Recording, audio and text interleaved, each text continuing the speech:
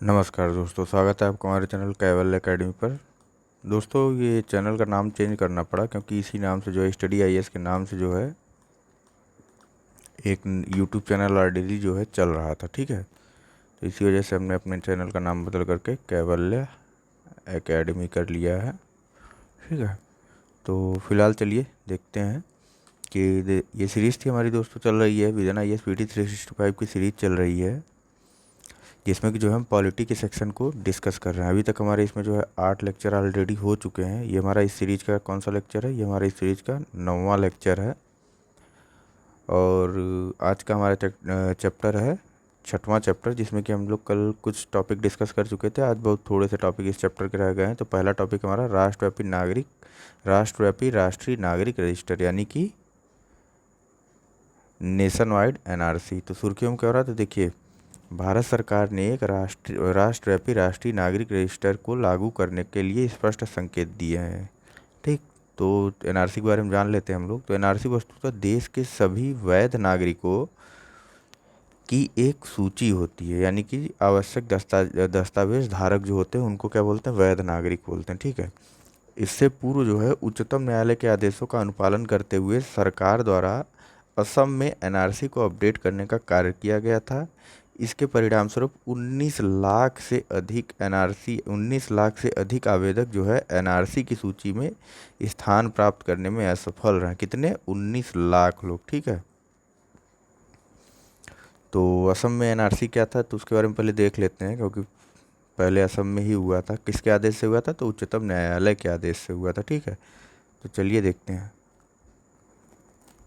देखिए, एनआरसी का जो है मूल है, यानी कि इसका जो बेस है, शुरुआत कब हुई थी? तो देखिए, एनआरसी का मूल असम स्टेट स्टूडेंट यूनियन और भारत सरकार के मध्य वर्ष 1985, ठीक है, 1985 में हस्ताक्षरित समझौता ज्ञापन मेमोरेंडम ऑफ सेटलमेंट या असम एकॉर्ड, किसके? असम एकॉर्ड, यानी कि असम समझौते में नहीं था। किसका मूल? एनआरसी का मूल। किसके किसके बीच? असम स्टूडेंट यूनियन और गवर्नमेंट ऑफ इंडिया की तरफ। कब हुआ था? 1985 में। ठीक है, ठीक, आगे देखते हैं क्या है। तो यह समझौता 1980 के दशक में प्रवासी विरोधी अहिंसक आंदोलनों का परिणाम था तथा इसमें अवैध प्रवास को नियंत्रित करने हेतु विभिन्न खंडों का समावेशन किया गया था। ठीक है, तो ये अचानक से तो हुआ नहीं होगा। देखते हैं किस लिए अचानक से ये अवैध प्रवासन का विरोध वहाँ होने लगा था, हिंसक विरोध क्यों होने लगा था। ठीक है, देखिए, उल्लेखनीय है कि असम समझौते के पश्चात जो है 1 जनवरी 1966 से पूर्व बांग्लादेश से, ठीक, उस समय जो है आपको पूर्वी पाकिस्तान यानी कि जो बांग्लादेश था, अब बांग्लादेश है, वहाँ पे काफ़ी ज़्यादा अव्यवस्था थी। तो वहाँ से जो लोग माइग्रेंट करके भारत में आ रहे थे। ठीक है, इसी वजह से ये वो हुआ था, आंदोलन हुआ था यहाँ पे असम में, काफ़ी हिंसक आंदोलन इस वजह से हो गया था। तो उसमें जो है भारत सरकार और असम स्टूडेंट यूनियन में फिर समझौता हुआ था, उसी को असम एकॉर्ड बोलते हैं। ये समझौता 1985 में हस्ताक्षरित हो गया था। ठीक, तो अब इस समझौते में क्या हुआ था? तो देखिए, असम समझौते के पश्चात 1 जनवरी 1966 से पूर्व बांग्लादेश से आए सभी भारतीय मूल के नागरिक लोगों को भारतीय नागरिक के रूप में मान्यता प्रदान करने हेतु नागरिकता अधिनियम 1955 में संशोधन किया गया था। कब?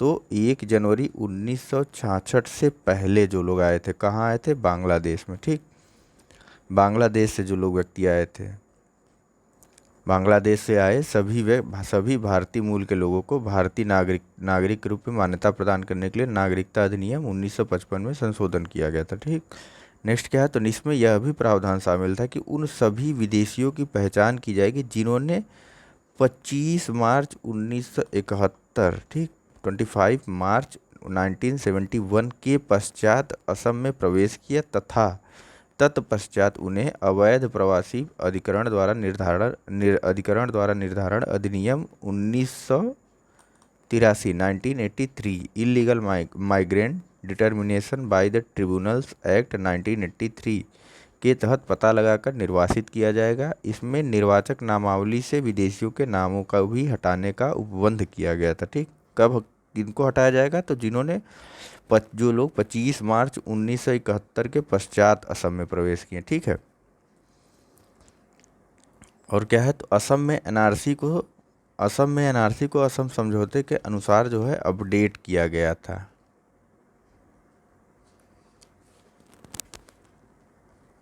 ठीक, तो अभी फिलहाल देख लेते हैं क्या कंटेक्स्ट चल रहा है, उसके बाद आगे देखते हैं। ठीक, तो फिलहाल जो है हमने देखा कि नेशन वाइड एनआरसी जो है लागू करने का प्लान चल रहा था गवर्नमेंट का, संकेत दिया है, प्लान नहीं चल रहा है, इशारा किया है गवर्नमेंट ने उस तरफ से। देखिए एनआरसी के बारे में तो हम लोग देख ही लिए क्या होता है। तो नागरिकता निर्धारण के लिए मानदंड क्या है, तो नागरिकता अधिनियम 1955 में जो है स्पष्ट रूप से यह वर्णित है कि 26 जनवरी 1950 को नागरिकता किसी नागरिकता हो सकती है। कौन कौन भारत का नागरिक होगा इस बारे में ये प्रावधान है। तो देखिए 26 जनवरी 1950 को या उसके पश्चात, परंतु 1 जुलाई 1987 से पूर्व जन्मा व्यक्ति पूर्व जन्मा व्यक्ति जन्म से भारत का नागरिक हो। कब से कब तक का, तो 26 जनवरी 1950 को या उसके पश्चात, लेकिन 1 जुलाई 1987 से पहले जन्मा व्यक्ति जन्म से भारत का नागरिक होगा। इसके बाद क्या है, तो भारत में 1 जुलाई 1987 को, ठीक इसी के तुरंत बाद हो रहा है 1 जुलाई 1987 को या उसके पश्चात, परंतु 3 दिसंबर 2004 नागरिकता संशोधन अधिनियम 2003 के लागू होने की तिथि से पूर्व जन्मा व्यक्ति केवल तभी भारत का नागरिक माना जाएगा यदि उसके जन्म के समय उसके माता पिता में से कोई एक भारत का नागरिक हो। कब माना जाएगा, यदि उसके जन्म से पहले उसके माता पिता में से कोई एक व्यक्ति जो है भारत का नागरिक हो तभी। कब से कब तक के लिए, तो 1 जुलाई 1987 को या उसके बाद, लेकिन 3 दिसंबर 2004 के पहले। नेक्स्ट क्या है, नेक्स्ट है कि यदि किसी व्यक्ति का जन्म, अब देखिए 3 दिसंबर तक का प्रावधान तो बता दिया गया।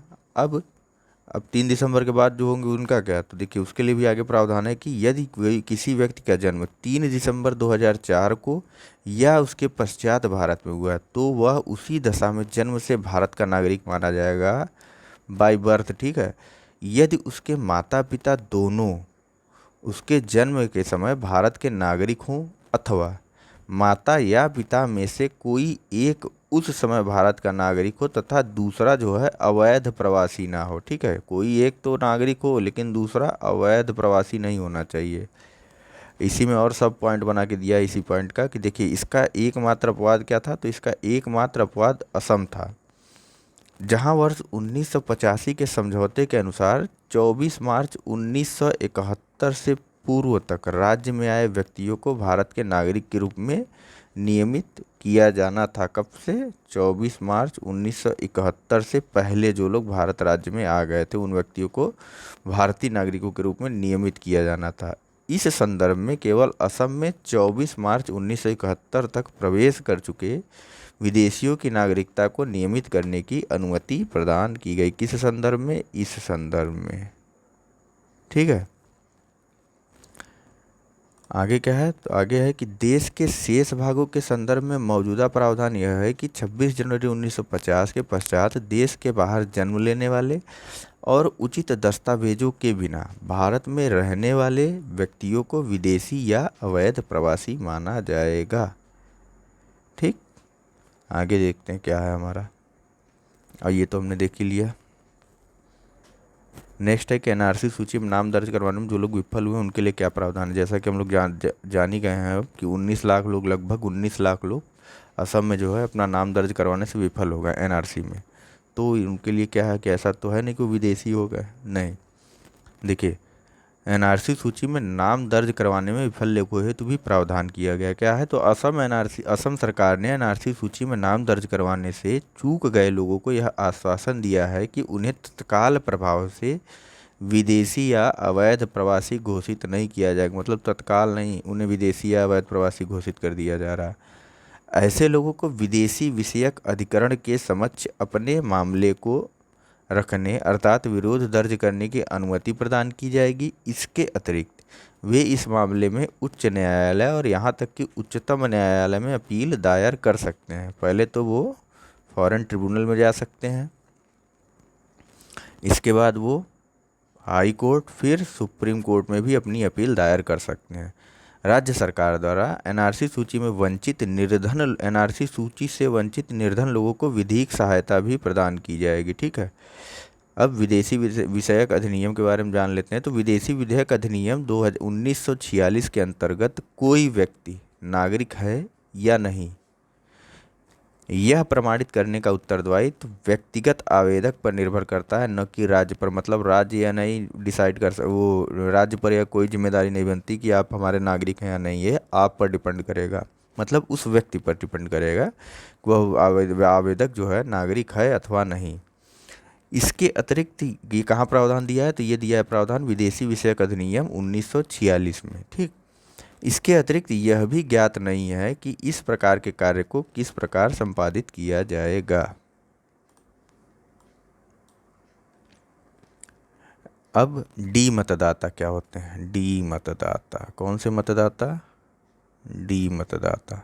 तो वे मतदाता डी मतदाता वे मतदाता होते हैं जिन्हें सरकार द्वारा उनके उचित नागरिकता प्रमाण पत्र के कथित अभाव के आधार पर मताधिकार से वंचित कर दिया जाता है। ठीक है, डी मतदाता को मताधिकार से वंचित कर दिया जाता है। ये वे लोग होते हैं जिनके पास नागरिकता का उचित प्रमाण पत्र नहीं होता, तथा उनका समावेशन विदेशी विषयक अधिकरण यानी कि फॉरेन ट्रिब्यूनल एक्ट पर निर्भर करेगा। अब इससे और एनआरसी से संबंधित और तथ्य देख लेते हैं। तो क्या है, तो हाल ही में विदेशी नागरिकों के लिए न्यायाधिकरण यानी कि फॉरेनर्स ट्रिब्यूनल स्थापित करने हेतु सभी राज्यों तथा संघ शासित क्षेत्रों में जिला अधिकारियों को सशक्त करने हेतु विदेशी नागरिकता न्यायाधिकरण आदेश 1964 को संशोधित किया गया है। तो अब विदेशी नागरिकों के लिए न्यायाधिकरणों के बारे में भी जान लेते हैं। तो इनकी स्थापना कैसे होगी? तो इनकी स्थापना जो है किस अधिनियम के अंदर होगी? तो इनकी स्थापना होगी विदेशी नागरिक अधिनियम 1964 के अंतर्गत गृह मंत्रालय के विदेशी नागरिक न्यायाधिकरण आदेश 1964 के माध्यम से की गई थी। ठीक, इनकी स्थापना यह निर्धारित करने के लिए की गई थी कि भारत में अवैध रूप से रहने वाला व्यक्ति विदेशी नागरिक अधिनियम के अनुसार एक विदेशी नागरिक है अथवा नहीं है। हाल ही में संशोधित आदेश न्यायाधिकरण में पहुंचने हेतु व्यक्तियों को भी सशक्त बनाता है। पूर्व में केवल राज्य सरकारें ही किसी संदेहास्पद स्थिति के विरुद्ध न्यायाधिकरण जा सकती थी, लेकिन अब व्यक्ति भी जा सकता है, जो हाल ही में संशोधन किया गया। कब? अभी फिलहाल। कहाँ संशोधन किया गया है? तो विदेशी नागरिक न्यायाधिकरण अधिनियम 1964। ये देखिए, ये दिया हुआ है, विदेशी नागरिक न्यायाधिकरण अधिनियम 1964 को संशोधित किया गया है। ठीक, इसमें जब जिला अधिकारी को सशक्त करने हेतु किया गया था। नेक्स्ट देख लेते हैं हम नागरिकता संशोधन अधिनियम, सिटीजन अमेंडमेंट एक्ट। तो हाल ही में संसद द्वारा नागरिकता संशोधन अधिनियम 2019 अधिनियमित किया गया था, जिसके माध्यम से नागरिकता अधिनियम 1955 किसमें? नागरिकता अधिनियम 1955 में संशोधन किया गया था। तो इसकी पृष्ठभूमि देख लेते हैं क्या है। सबसे पहले तो भारतीय संविधान का अनुच्छेद 11 संसद को, किसको? राज्य को नहीं, जो स्टेट अलग अलग से अपना कह रहे थे वैसा कुछ नहीं है। अनुच्छेद 11 जो है संसद को नागरिकता के अर्जन और समाप्ति, नागरिकता के अर्जन के लिए भी और समाप्ति के लिए भी, तथा नागरिकता से संबंधित अन्य सभी विषयों के संबंध में कोई भी उपबंध करने हेतु सशक्त करता है। कौन सा अनुच्छेद? तो अनुच्छेद 11।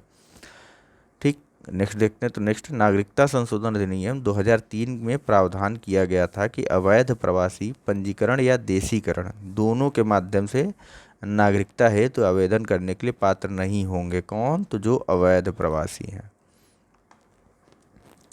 अब नेक्स्ट पॉइंट क्या है? तो नेक्स्ट पॉइंट है नागरिकता अधिनियम 1955 की धारा 2(1)(b) अवैध प्रवासी को ऐसे विदेशी मतलब नागरिकता अधिनियम 1955 में अवैध प्रवासी को परिभाषित भी किया गया है। ठीक है, इनको जो है ऐसे विदेशी नागरिक के रूप में परिभाषित करती है जो जो पासपोर्ट एवं वीज़ा जैसे वैध दस्तावेजों के बिना भारत में प्रवेश करता है या अथवा वैध दस्तावेजों के साथ भारत में देश में प्रवेश करता है, लेकिन भारत में उस समयावधि से अतिरिक्त समय तक रहता है जितनी अवधि के लिए उसे अनुमति प्रदान की गई थी। मतलब एक तो या तो उसके पास कोई डॉक्यूमेंट नहीं है, बिना किसी डॉक्यूमेंट के वो भारत में प्रवेश कर जाता है छुप छुपा कर कैसे भी, और या फिर डॉक्यूमेंट है लेकिन डॉक्यूमेंट पर जो डेट लिखी है उसके अलावा वो डेट ख़त्म हो जाती है, उसके बाद भी वह भारत में रुका रहता है, तो वह भी अवैध प्रवासी हो जाएगा। यह परिभाषा कहाँ दी गई, तो यह परिभाषा या डिफिनीशन दी गई नागरिकता अधिनियम 1955 में। ठीक है, सेक्शन भी देख लीजिए, वैसे सेक्शन इतना इंपॉर्टेंट नहीं, सेक्शन 21B।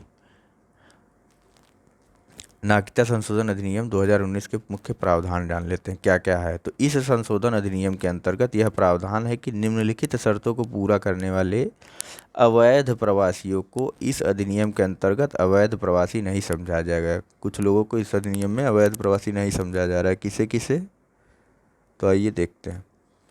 वे हिंदू, सिख, बौद्ध, जैन, पारसी, ईसाई समुदाय, यदि वे हिंदू, सिख, बौद्ध, जैन, पारसी या ईसाई समुदाय से हैं, और यदि वे अफ़गानिस्तान, बांग्लादेश या पाकिस्तान से संबंधित हैं, और कहीं से नहीं। पहली चीज़ पर दो कंडीशन है, यदि वे हिंदू हैं या सिख हैं या बौद्ध, जैन, पारसी या फिर ईसाई समुदाय से हैं, या फिर या और साथ ही साथ वे जो है अफ़गानिस्तान, बांग्लादेश या पाकिस्तान से संबंधित है, या नहीं है, साथ ही साथ। ठीक, एक तो ये कंडीशन होनी चाहिए और साथ में ये कंडीशन, दोनों एक साथ होनी चाहिए। नेक्स्ट है, तो यदि उन्होंने, नेक्स्ट कंडीशन क्या है, तो यदि उन्होंने 31 दिसंबर 2014, डेट याद रखिएगा, ये 31 दिसंबर 2014 को या उससे पूर्व या इससे पहले भारत में प्रवेश किया है, तथा वे संविधान की 6ठी अनुसूची में सम्मिलित कुछ जनजाति क्षेत्रों, कौन कौन से 6ठी अनुसूची में शामिल क्षेत्र, तो असम, मेघालय, मिजोरम और त्रिपुरा, AMTM, या इनर लाइन परमिट के तहत आने वाले क्षेत्रों, इनर लाइन परमिट के तहत आने वाले कौन कौन से क्षेत्र हैं, ये हैं आपके अरुणाचल प्रदेश, कौन कौन से, अरुणाचल प्रदेश, नागालैंड, मणिपुर और मिजोरम, कौन कौन सा, मणिपुर और मिजोरम।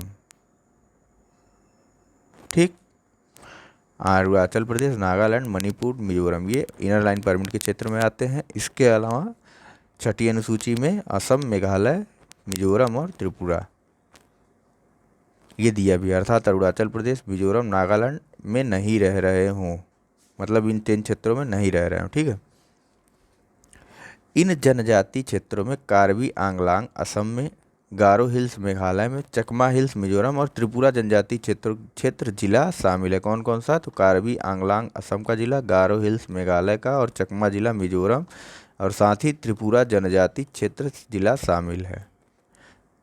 ठीक, अवैध प्रवास, नेक्स्ट पॉइंट क्या है, तो अवैध प्रवासन या नागरिकता के संबंध में प्रवासियों की इन श्रेणियों के विरुद्ध, अवैध प्रवासन या नागरिकता के संबंध में प्रवासियों की इन श्रेणियों के विरुद्ध सभी कानूनी कार्रवाइयाँ बंद कर दी जाएंगी। किन के विरुद्ध, इन सब के विरुद्ध। जो अभी ये संशोधन क्या अभी उसकी बात हो रही, मेजर पॉइंट पे हम लोग।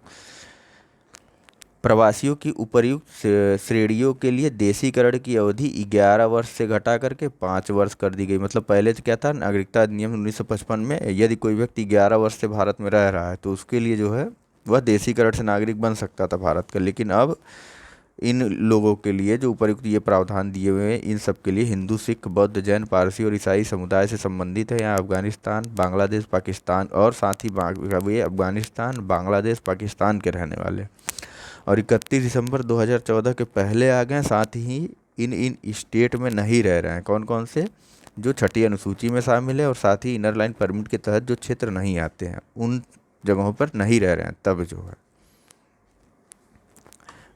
तब जो है वो यदि 5 वर्ष से कम अवधि के लिए 5 वर्ष तक अवधि तक वहाँ निवास कर चुके हैं तो उनको देशीकरण द्वारा नागरिकता मिल सकती है, मिल जाएगी। ठीक है, नेक्स्ट पॉइंट क्या है, मेजर पॉइंट, तो संशोधन का, तो 1955 का अधिनियम एक व्यक्ति को देशीकरण द्वारा नागरिकता अर्जन के लिए आवेदन करने की अनुमति प्रदान करता है यदि, ये दिया हुआ है, यदि वह व्यक्ति निम्नलिखित योग्यता को पूरा करता है। क्या क्या, तो यदि वह भारत में रहा हो, पहली कंडीशन, कब, तो विगत 12 मास, या फिर या यदि वह भारत में रह रहा हो, या विगत 12 माह से भारत सरकार की सेवा में हो, या विगत 14 वर्षों में से 11 वर्षों तक भारत में रहा हो। कब से, विगत 14 वर्षों से, तथा विगत दिया नहीं है तथा, ठीक, 12 माह से भारत सरकार की सेवा में हो तथा विगत 14 वर्षों में से 11 वर्षों तक भारत में रहा हो। ठीक है, नेक्स्ट क्या है, तो प्रवासी भारतीय नागरिक यानी कि ओवरसीज सिटीजन ऑफ इंडिया, इनके बारे में भी जान लेते हैं। तो इनके पंजीकरण को रद्द करने के लिए आधार क्या है, तो इस संशोधन के अधिनियम में यह प्रावधान किया गया है कि सरकार ओसीआई पंजीकरण को रद्द भी कर सकती है। किस संशोधन अधिनियम में, सिटीजन अमेंडमेंट एक्ट 2019 में, ठीक है। यदि कब रद्द कर सकती है, तो यदि ओसीआई कार्ड धारक जो है नागरिकता अधिनियम या केंद्र सरकार द्वारा अधिसूचित किसी अन्य कानून का उल्लंघन करता है, ठीक है। हालांकि कार्ड धारक को सुनवाई का अवसर दिया जाएगा। तो यह अधिनियम यह प्रावधान करता है कि केंद्र सरकार ओसीआई के पंजीकरण को अग्रलिखित 5 आधारों पर रद्द कर सकती है। 5 कंडीशन दिया है, कौन कौन से कंडीशन पे जो है वो ओसीआई कार्ड धारक के पंजीकरण को केंद्र सरकार रद्द कर सकती है। तो देख लेते हैं। पहली कंडीशन है कि धोखाधड़ी के माध्यम से पंजीकरण कराना। दूसरी कंडीशन है कि भारत के संविधान के प्रति अनादर या असंतुष्टि प्रकट करना। तीसरी कंडीशन है कि युद्ध के दौरान शत्रु के साथ संबंध रखना। चौथी कंडीशन है कि भारत की संप्रभुता, राज्य की सुरक्षा या सार्वजनिक हित में आवश्यक होने पर या फिर भारत की संप्रभुता, राज्य की सुरक्षा या फिर सार्वजनिक हित में ऐसा आवश्यक हो तब भी रद्द किया जा सकता है उसका पंजीकरण। या और पांचवी कंडीशन क्या है, तो यदि पंजीकरण के 5 वर्ष के भीतर ओसीआई कार्ड धारक को 2 वर्ष या उससे अधिक 2 वर्ष या उससे अधिक अवधि के लिए कारावास की सजा मिलती। कब तक, तो पंजीकरण के 5 वर्ष के भीतर। अब नागरिकता अधिनियम 1955 है, तो ये क्या है जान लेते हैं। तो यह भारत में जन्म, अवजनन, रजिस्ट्रीकरण, देशीकरण एवं राज्य क्षेत्र में कोई क्षेत्र समाविष्ट होने के आधार पर नागरिकता अर्जित करने का प्रावधान करता है, ठीक है। नेक्स्ट क्या है, तो अधिनियम अवैध प्रवासियों को भारतीय नागरिकता अर्जित करने से प्रतिबंधित करता है। यह अवैध प्रवासियों को ऐसे विदेशी नागरिकों के रूप। नेक्स्ट है हमारा अनुसूचित जातियां और अनुसूचित जनजातियां अत्याचार निवारण अधिनियम, schedule caste and tribes prevention act. इसके बारे में देख लेते हैं। तो क्या है, उच्चतम न्यायालय ने अनुसूचित जातियां और अनुसूचित जनजातियां अत्याचार निवारण अधिनियम 1989 में सरकार द्वारा किए गए संशोधनों को बरकरार रखा है। तो इसमें संशोधन क्या क्या किए गए, तो पहले वो देख लेते हैं। तो अनुसूचित जातियां और अनुसूचित जनजातियां अत्याचार निवारण अधिनियम 1989 के तहत अग्रिम जमानत पर रोक लगा दी गई थी, ठीक। प्रारंभिक जांच करने और अभियुक्तों की गिरफ्तारी से पूर्व सक्षम प्राधिकारी का अनुमोदन प्राप्त करने हेतु न्यायालय द्वारा निर्धारित आवश्यकताओं को अप्रभावी बनाने हेतु इस अधिनियम में एक नई धारा 18A अंतः स्थापित की गई। पहली चीज़ तो 1989 में अग्रिम जमानत पर रोक लगा दी गई है, मतलब SC/ST एक्ट के तहत अगर किसी के ऊपर SC/ST एक्ट लगता है तो उसको अग्रिम जमानत नहीं मिलेगी। दूसरी चीज़, न्यायालय ने जो आदेश दिया था कि गिरफ्तारी से पहले किसी सक्षम अधिकारी का अनुमोदन प्राप्त कर लेना चाहिए, तो उसे अप्रभावी बनाने के लिए एक नया सेक्शन 18A जोड़ दिया गया है, ठीक। ये भी संशोधन किया गया है। अगला क्या है, तो यह भी प्रावधान किया गया है कि अत्याचार निवारण अधिनियम के तहत दर्ज मामलों में इस अधिनियम में दंड प्रक्रिया संहिता के तहत निर्दिष्ट प्रक्रियाओं का ही अनुपालन किया जाएगा, ठीक। CRPC के तहत निर्दिष्ट प्रक्रियाओं का ही अनुपालन किया जाएगा। नेक्स्ट पॉइंट क्या है, तो उच्चतम न्यायालय ने सुभाष काशीनाथ महाजन बनाम महाराष्ट्र संघ राज्यवाद, बहुत ही इंपॉर्टेंट केस है मेंस के प्रोस्पेक्टस से मेंस के हिसाब से अगर देखा जाए तो, ठीक है। तो उच्चतम न्यायालय ने सुभाष काशीनाथ महाजन बनाम महाराष्ट्र राज्यवाद में अनुसूचित जातियां और अनुसूचित जनजातियां अत्याचार निवारण नियम 1989 के कुछ प्रावधानों के दुरुपयोग को रोकने हेतु इस अधिनियम को प्रभावहीन बना दिया था। किस मामले में, तो सुभाष काशीनाथ महाजन बनाम महाराष्ट्र राज्यवाद।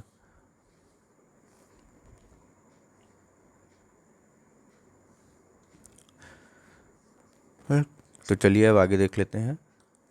अनुसूचित जातियां और अनुसूचित जनजातियां अत्याचार निवारण अधिनियम 1989 के बारे में। तो वर्ष 1955 में SC एवं ST समुदाय के लोगों के मौलिक सामाजिक, आर्थिक, राजनीतिक और सांस्कृतिक अधिकारों की सुरक्षा के लिए नागरिकता अधिकार संरक्षण अधिनियम, prevention of civil rights act, कौन सा, prevention of civil rights act, कब, 1955 में, ठीक है, को अधिनियमित किया गया था। इसके बावजूद भी उनके विरुद्ध जो है, एक सेकंड इसे हटा देते हैं, और उसके बावजूद भी उनके विरुद्ध हिंसा और उत्पीड़न की घटनाएं जब बढ़ती जा रही थी। तो इस संदर्भ में सरकार द्वारा वर्ष 1989 में एक सशक्त अत्याचार निवारण अधिनियम पीओए एक्ट अधिनियमित किया गया था। ठीक है, नेक्स्ट पॉइंट क्या है? तो नेक्स्ट पॉइंट है, इस अधिनियम के तहत एससी एसटी के अतिरिक्त अन्य व्यक्तियों द्वारा एससी एसटी समुदाय के लोगों के विरुद्ध किए जाने वाले अत्याचार संबंधी अपराधों को रोकने हेतु प्रावधान किया गया है। ये भी नॉर्मल सी बात है। इसे यह जो है अस्पृश्यता के अनुच्छेद 17 और समता के अनुच्छेद 14-15 को प्रोत्साहित करता है। सामान्य सी बातें इसमें का ये है कि ऐसे अपराधों की जांच और ऐसे अपराधों में पीड़ितों के राहत और पुनर्वास के लिए विशेष न्यायालयों की स्थापना का प्रावधान करता है यह अधिनियम। ठीक है, और केंद्र सरकार जो है अधिनियम के उद्देश्य को पूर्ण करने हेतु नियम बनाने के लिए अधिकृत है। कौन? तो केंद्र सरकार। इस अधिनियम के तहत एससी और एसटी समुदाय के लोगों के आत्मसम्मान को क्षति पहुंचाने, उन्हें आर्थिक, लोकतांत्रिक एवं सामाजिक अधिकारों से वंचित करने तथा भेदभाव, उत्पीड़न एवं विधिक प्रक्रिया के दुरुपयोग आदि से संबंधित अपराधों को बढ़ावा देने वाले विभिन्न कृत्यों से संबंधित 22 अपराधों को सूचीबद्ध किया गया है। कितने? तो 22 अपराधों को सूचीबद्ध किया गया। नेक्स्ट है, इस अधिनियम को संबंधित राज्य सरकारों और संघ शासित प्रदेशों के प्रशासन द्वारा लागू किया जाता है, जिन्हें अधिनियम के प्रावधानों को प्रभावी बनाने के लिए केंद्र प्रायोजित योजना के तहत केंद्रीय सहायता दी जाती है। देखिए, इसमें वर्ष 2016 में संशोधन किया गया था। क्या संशोधन किया गया था? तो इसके तहत जूतों की माला पहनाना आदि जैसे अत्याचारपूर्ण कृत्यों को अपराध की श्रेणी में रखा गया था। ठीक है, इसके अतिरिक्त इस संशोधन के माध्यम से, कौन सा संशोधन? 2016 में जो संशोधन किया था उसके माध्यम से पीड़ितों और गवाहों के अधिकारों से संबंधित प्रावधान को भी सम्मिलित किया गया। ठीक है, नेक्स्ट है कि लोक सेवकों द्वारा जानबूझकर की गई लापरवाही को परिभाषित किया गया। जानबूझकर की गई लापरवाही को परिभाषित किया गया तथा संभावित अपराधों को समाविष्ट करने जैसे अन्य अपराधों को भी इसमें समाविष्ट किया गया था। मेन देखिए इसमें इम्पॉर्टेंट क्या है? तो देखिए, पहली चीज़ तो इसमें जो है इस अधिनियम में एक विशेष न्यायालय का प्रावधान किया गया है। दूसरी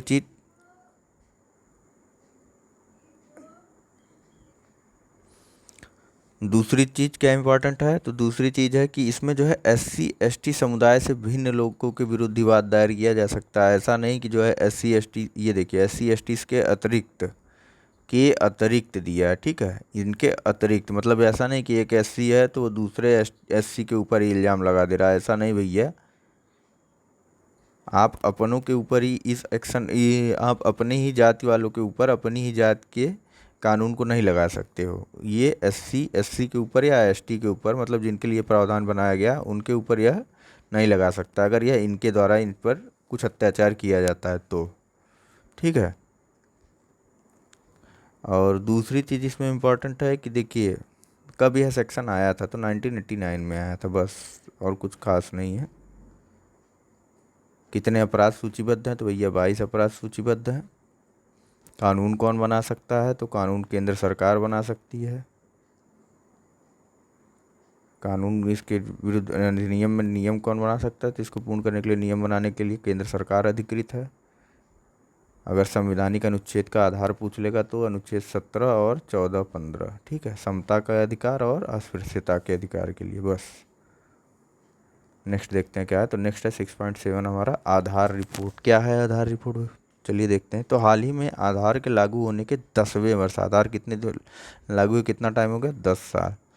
एक डेवलपमेंट कंसल्टिंग फर्म, सरकार की तरफ से नहीं, डेवलपमेंट कंसल्टिंग फर्म है एक, डालबर्ग, इसके द्वारा स्टेट ऑफ आधार और पीपल्स पर्सपेक्टिव, क्या, स्टेट ऑफ आधार और पीपल्स पर्सपेक्टिव नामक रिपोर्ट जारी की गई। किसके द्वारा? तो डालबर्ग के द्वारा। ठीक, कब जारी की गई? तो आधार के 10वें वर्ष पर।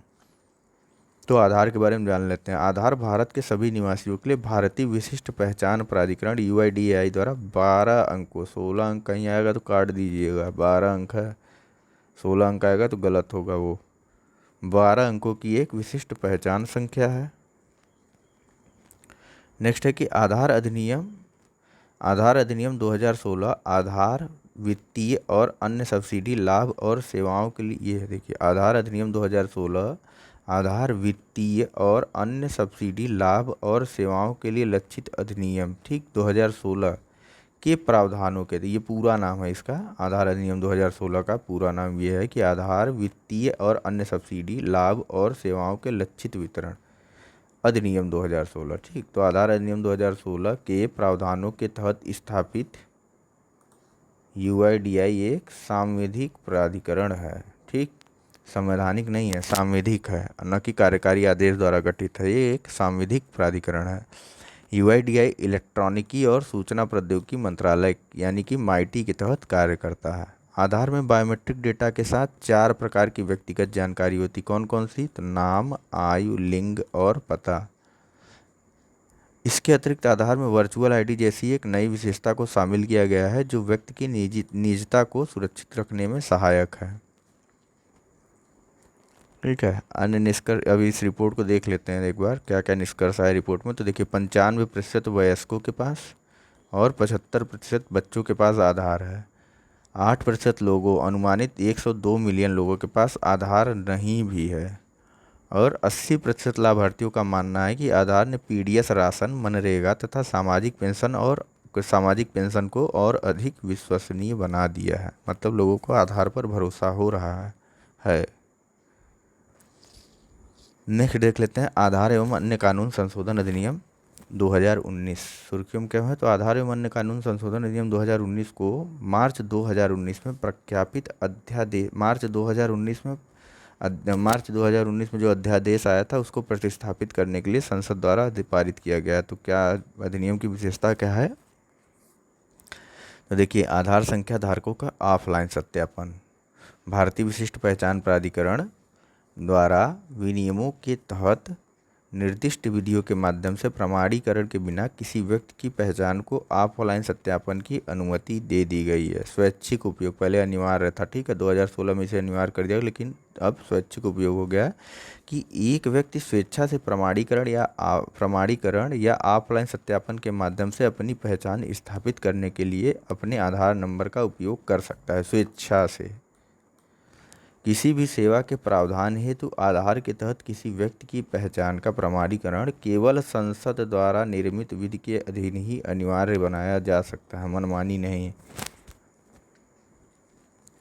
ठीक, किसी भी सेवा के लिए अगर कोई भी आपको सेवा लेनी है तो अगर उसके लिए संसद द्वारा अगर कोई विधि निर्मित है कि हाँ भैया इसके लिए आधार अनिवार्य है, तभी वह आधार की अनिवार्यता वहाँ लागू होगी, अन्यथा नहीं। ठीक, यह टेलीग्राफ एक्ट 1885 और धन शोधन निवारण अधिनियम 2002 को संशोधित करता है। क्या संशोधित करता है? तो इसके अनुसार टेलीकॉम कंपनियां, बैंक, वित्तीय संस्थान अपने ग्राहकों की पहचान को निम्नलिखित के माध्यम से सत्यापित कर सकते हैं। किसके किसके माध्यम से? आधार,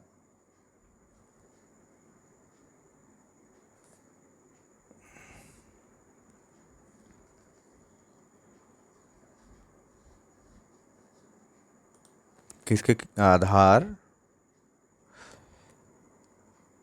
का प्रमाणीकरण या ऑफलाइन सत्यापन, पासपोर्ट, केंद्र सरकार द्वारा सूचित कोई अन्य दस्तावेज।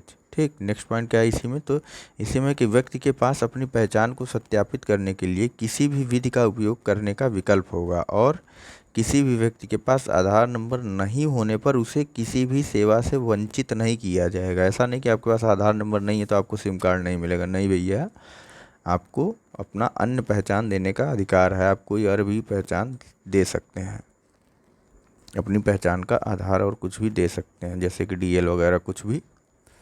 नेक्स्ट है कि आधार का उपयोग करने वाली संस्थाएं, कौन कौन सी संस्थाएं आधार का उपयोग कर, जो संस्थाएं आधार का उपयोग करती हैं उनके लिए क्या प्रावधान है? तो एक संस्था को आधार के माध्यम से प्रमाणीकरण करने की अनुमति प्रदान की जा सकती है यदि यूआईडीआई इस तथ्य से संतुष्ट हो जाता है कि वह संस्था गोपनीयता और सुरक्षा के कुछ मानकों का अनुपालन करती है या उसे कानून द्वारा अनुमति प्राप्त है या राज्य के हित में केंद्र सरकार द्वारा विनिर्दिष्ट किसी प्रयोजन के प्रमाणीकरण हेतु प्रयास कर रही है।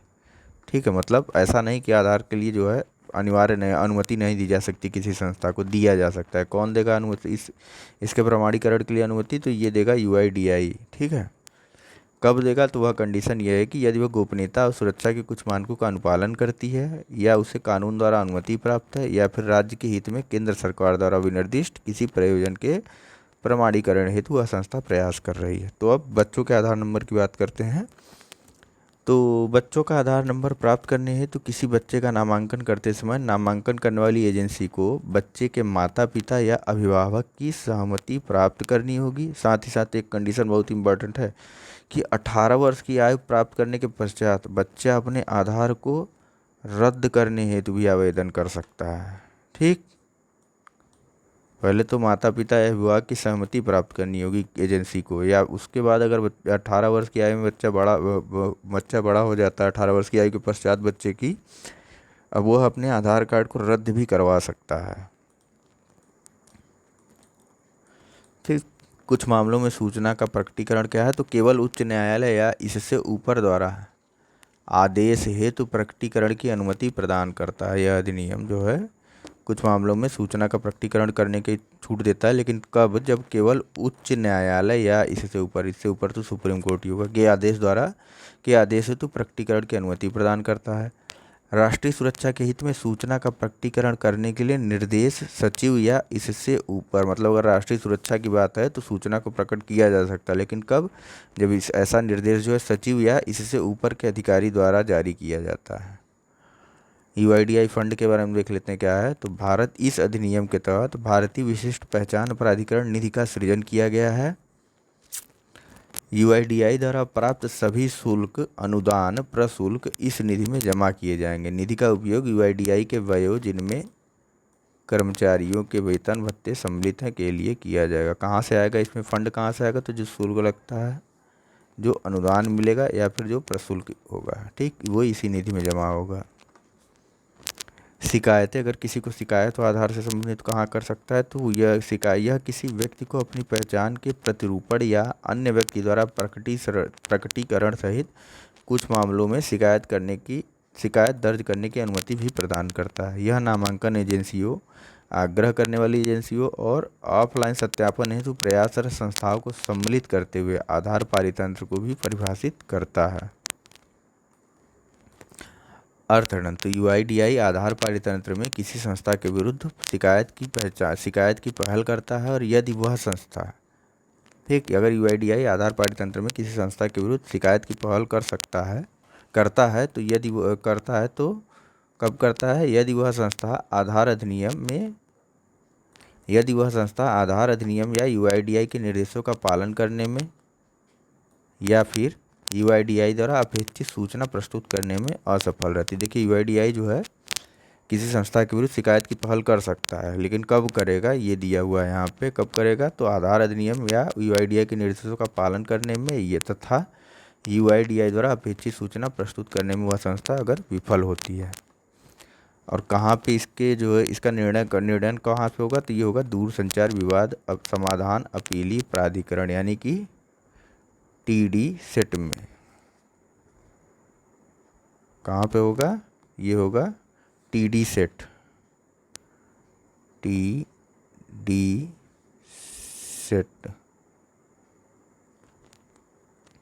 ठीक, दूरसंचार विवाद समाधान और अपील अधिकरण निर्णयन अधिकारी के निर्णयों के विरुद्ध अपीली प्राधिकारी होगा। ठीक, अगर कोई अधिकारी कुछ निर्णय देता है तो उसके लिए अपील कहाँ की जा सकती है, तो अपील की जा सकती है भैया दूरसंचार विवाद समाधान और अपील अधिकरण टीडी सेट के अंदर। तो टीडी सेट के बारे में एक बार थोड़ा सा जान लेते हैं। टीडी सेट कब संस्था ये बनी थी, ये अधिकरण बना था, तो ये बना था 2000 में। ठीक, इसका संगठन कैसा होता है, तो इसमें एक चेयरमैन होता है प्लस इसके 2 मेंबर होते हैं। चेयरमैन कौन होता है, तो चेयरमैन होता है सुप्रीम कोर्ट का जज, या तो वह सुप्रीम कोर्ट का जज होना चाहिए या फिर स्टेट हाई कोर्ट का चीफ जस्टिस। ठीक, मतलब हाई कोर्ट का HCJI भी कह सकते हैं, chief justice of high court. ठीक है, और चेयरमैन के लिए क्या क्वालिफिकेशन है, तो यहाँ पे जगह नहीं बची है, एक सेकंड। एक कौन होता है मेंबर, कौन कौन होते हैं, एक चेयरमैन होता है, चेयरमैन के बारे में हमने देख लिया, और 2 मेंबर होते हैं। तो मेंबर कौन कौन हो सकते हैं, अपॉइंट कौन करेगा इनको, इन दोनों को तो अपॉइंट तो गवर्नमेंट करेगी, गवर्नमेंट ऑफ इंडिया, ठीक है। अब मेंबर कौन होंगे, तो मेंबर सेक्रेटरी लेवल के, या तो मेंबर सेक्रेटरी सचिव स्तर का कोई अधिकारी हो सकता है,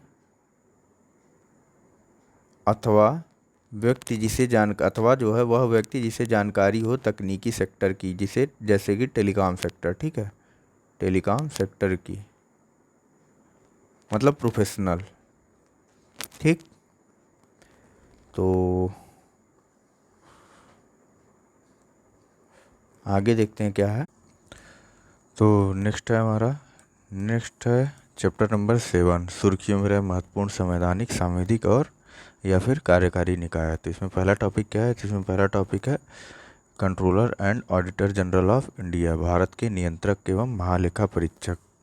सुर्खियों में क्या हो रहा है ये, तो देखिए राफेल लड़ाकू विमान के संपादित मूल्य निर्धारण पर भारत के नियंत्रक एवं महालेखा संपादित यानी रेडिएक्टेड प्राइसिंग पर, ठीक है, पर भारत के नियंत्रण एवं महालेखा परीक्षक की रिपोर्ट का उल्लेख करते हुए उच्चतम न्यायालय के पुनर्विलोकन ने भारत के सर्वोच्च लेखा परीक्षण संस्थान की भूमिका को पुनः चर्चा में ला दिया। मतलब इसकी रिपोर्ट में कैग की रिपोर्ट में सुप्रीम कोर्ट ने पुनर्विलोकन किया है, ठीक है। तो देखिए प्रकाशन से पूर्व दस्तावेज से संवेदनशील सूचना को छिपाने या हटाने के माध्यम से चयन या अनुकूलन करना ही संपादन है, यानी कि रिडिएशन है, रिडक्शन है, ठीक है। परिणाम स्वरूप पूर्ण वाणिज्यिक विवरण नहीं दिए गए और साथ ही मुझे रिपोर्ट में खरीद समझौते के आंकड़ों को काला कर दिया गया, ठीक। इस शब्द को यानी कि संपादन को या रिडक्शन को क्या कहते हैं, प्रकाशन से पूर्व दस्तावेजों से संवेदनशील सूचना को छिपाने या हटाने, ठीक, के माध्यम से चयन या अनुकूलन करना ही संपादन है। चलिए देखते हैं आगे क्या है। देखिए भारत के नियंत्रक लेखा परीक्षक के बारे में यानी सीएजी के बारे में जान लेते हैं। सबसे पहले तो इसका प्रावधान कहाँ है, तो ये भैया अनुच्छेद 148 में कैग के बारे में बताया गया है। कहाँ पे, संविधान के अनुच्छेद 148 में। तो अनुच्छेद 148 में कैग के स्वतंत्र पद की व्यवस्था की गई है। यह भारतीय लेखा परीक्षण और लेखा विभाग का मुखिया होता है। कैग की नियुक्ति कौन करता है, तो राष्ट्रपति करता है। कार्यकाल 6 साल या 65 वर्ष की आयु तक, जो भी पहले हो, ठीक। कैग का कार्यकाल कब से कब तक का, कि 6 साल या 65 वर्ष की आयु तक, जो भी पहले हो। इसके अलावा क्या है, तो वह किसी भी समय राष्ट्रपति को संबोधित अपने त्याग पत्र के माध्यम से पद का त्याग कर सकता है, यानी कि वह अपना इस्तीफा किसे सौंप सकता है, तो राष्ट्रपति को देगा वह अपना इस्तीफा, सीएजी। आगे क्या है, अगर उसे जो है राष्ट्रपति हटाता है तो कैसे हटाएगा, तो उसे राष्ट्रपति द्वारा उसी रीति एवं उसी आधार पर हटाया जा सकता है जिस रीति एवं आधार पर उच्चतम न्यायालय के न्यायाधीश को यानी सुप्रीम कोर्ट के न्यायाधीश को जिस प्रकार से हटाया जाता है उसी तरीके से कैग को भी, ठीक है। यानी कि सिद्ध कदाचार या अक्षमता के आधार पर संसद के दोनों सदनों द्वारा विशेष बहुमत के साथ पारित संकल्प द्वारा, कैसे, या तो सिद्ध कदाचार या अक्षमता के आधार पर संसद के दोनों सदनों द्वारा विशेष बहुमत के साथ पारित संकल्प के द्वारा, ठीक।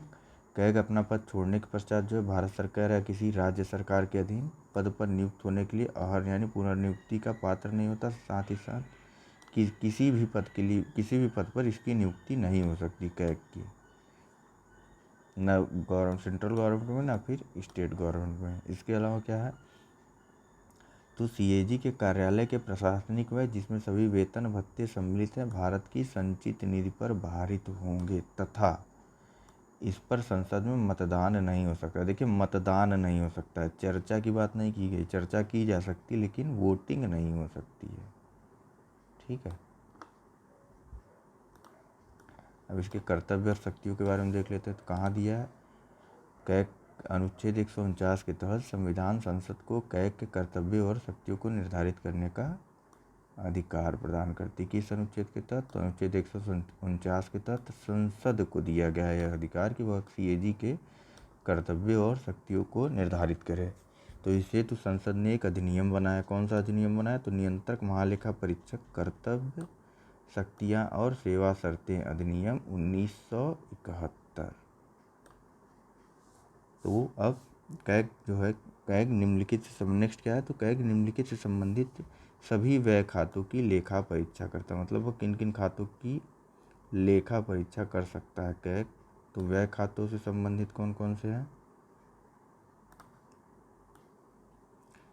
यह है भारत की संचित निधि, भारत की आकस्मिकता निधि और भारत की लोक लेखा निधि। इन तीनों निधियों की जांच कर सकता है सीएजी। इसके अलावा प्रत्येक राज्य की संचित निधि, प्रत्येक संघ शासित प्रदेश जिसमें विधानसभा हो उसकी संचित निधि। इसके अलावा तो प्रत्येक राज्य की आकस्मिकता निधि और प्रत्येक राज्य की लोक लेखा निधि, मतलब राज्यों की भी लोक लेखा निधि और आकस्मिकता निधि और राज्य की भी संचित निधि और साथ ही संघ शासित प्रदेशों की भी संचित निधि जिसमें विधानसभा हो। ठीक है, इसके यहाँ जो भी संघ शासित प्रदेश होंगे वो तो भारत सरकार की संचित निधि में ही आएंगे। नेक्स्ट क्या है? तो नेक्स्ट है सीएजी केंद्र सरकार और राज्य सरकारों के किसी भी विभाग के व्यापार, विनिर्माण, लाभ हानि खातों, तुलन पत्र यानी कि बैलेंस शीट और अन्य अनुषंगी खातों की लेखा परीक्षा कर सकता है। किसकी? केंद्र और राज्य सरकारों के किसी भी विभाग के व्यापार, निर्माण या लाभ और हानि खातों या फिर बैलेंस शीट और या अन्य अनुषंगी का इसी तरह की अन्य अनुषंगी खातों की भी लेखा परीक्षा कर सकता है। अब व्यय का तो देख लिया, अब प्राप्तियों के बारे में देख लेते हैं। तो केंद्र या राज्य सरकारों से उल्लेखनीय मात्रा में अनुदान प्राप्त करने वाले सभी निकायों और प्राधिकरणों का भी यह जो है ऑडिट कर सकता है। सरकारी कंपनियों का, पीएसयूज का, तथा जब संबद्ध नियमों द्वारा आवश्यक हो या अन्य निगमों या निकायों की लेखा परीक्षा। मतलब अगर नियम में बनाया गया है कि उनको जो है किसी कंपनी या निकाय को बनाया गया है, उसके नियम में यह बता दिया गया है कि उसकी ऑडिट कैग द्वारा की जाएगी, तो उसकी भी ऑडिट कैग करता है। इसके अलावा कैग द्वारा राष्ट्रपति को 3 लेखा परीक्षा रिपोर्टें सौंपी जाती हैं। कौन कौन सी? तो विनियोग खातों पर लेखा परीक्षा रिपोर्ट, वित्त खातों पर लेखा परीक्षा रिपोर्ट और सार्वजनिक उपक्रमों की लेखा परीक्षा रिपोर्ट। कौन कौन सी? तो विनियोग खातों पर लेखा परीक्षा रिपोर्ट, वित्त खातों पर लेखा परीक्षा रिपोर्ट और सार्वजनिक उपक्रमों की लेखा परीक्षा रिपोर्ट। ठीक है, राष्ट्रपति इन रिपोर्टों को संसद के दोनों सदनों के समक्ष रखता है। देखिए सबसे इम्पोर्टेंट, कैग अपनी रिपोर्ट किसे सौंपता है? तो राष्ट्रपति को सौंपता है। ठीक, राष्ट्रपति इन रिपोर्टों को, अब राष्ट्रपति क्या करेगा रिपोर्टों को? तो राष्ट्रपति इन रिपोर्टों को संसद के दोनों सदनों के समक्ष रखता है। इसके पश्चात लोक लेखा समिति यानी कि पब्लिक अकाउंट कमेटी PAC,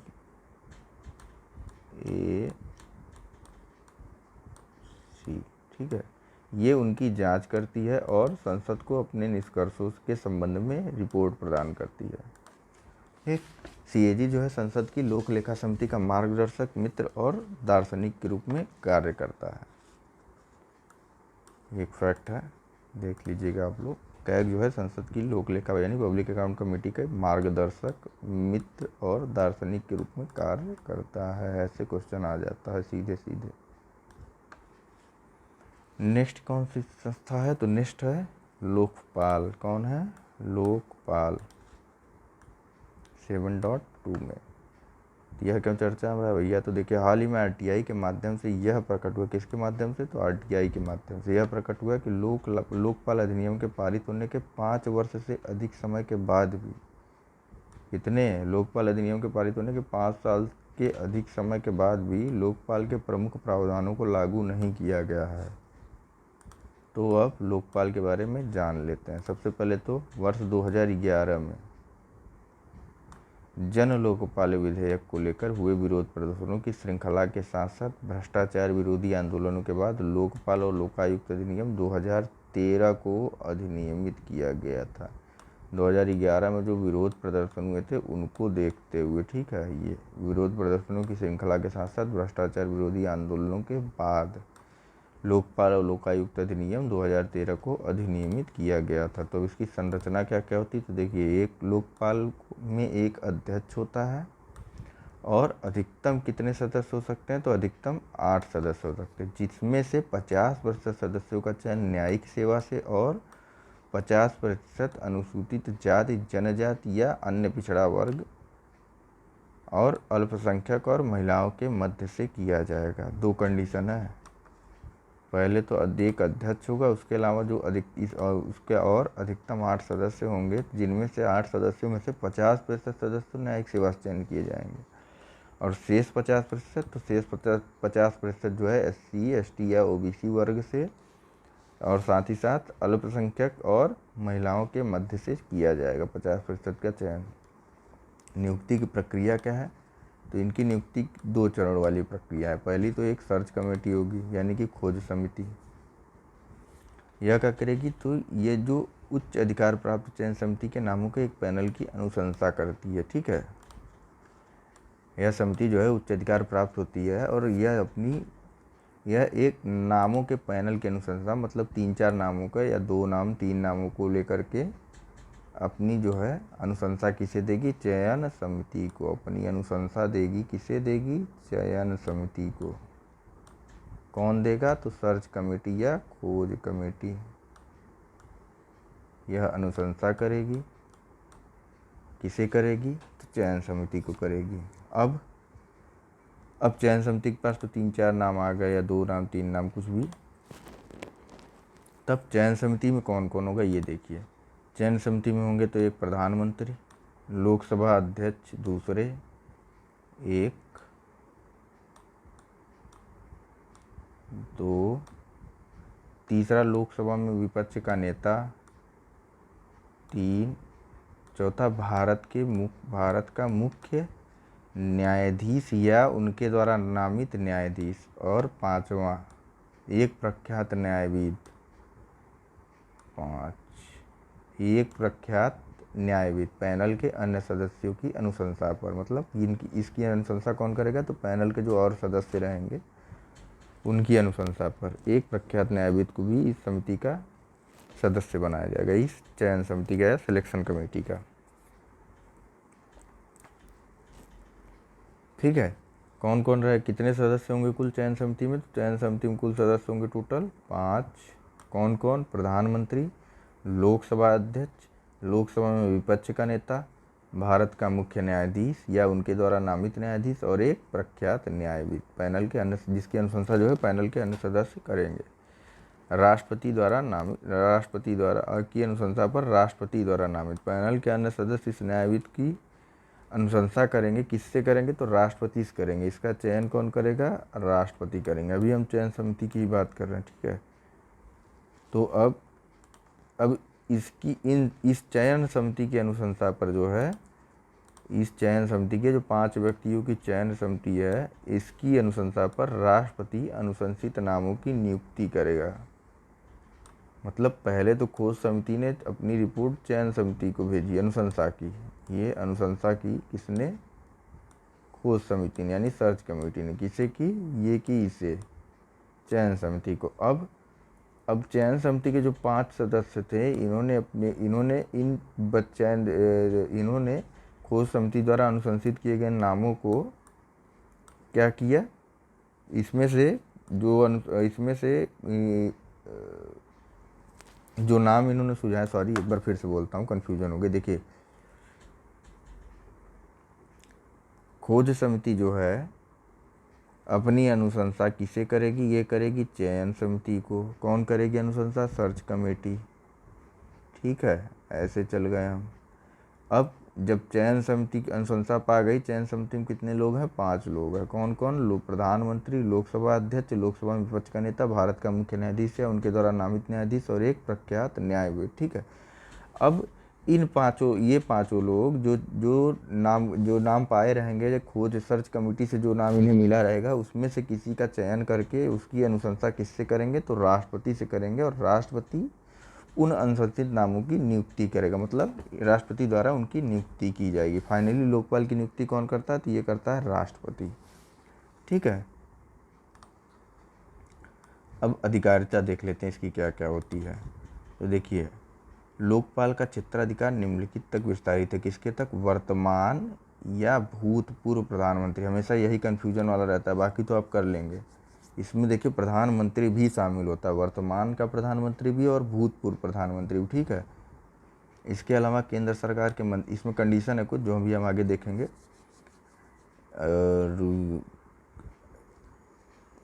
अभी देख लेते हैं, बात के लिए नहीं रखते हैं।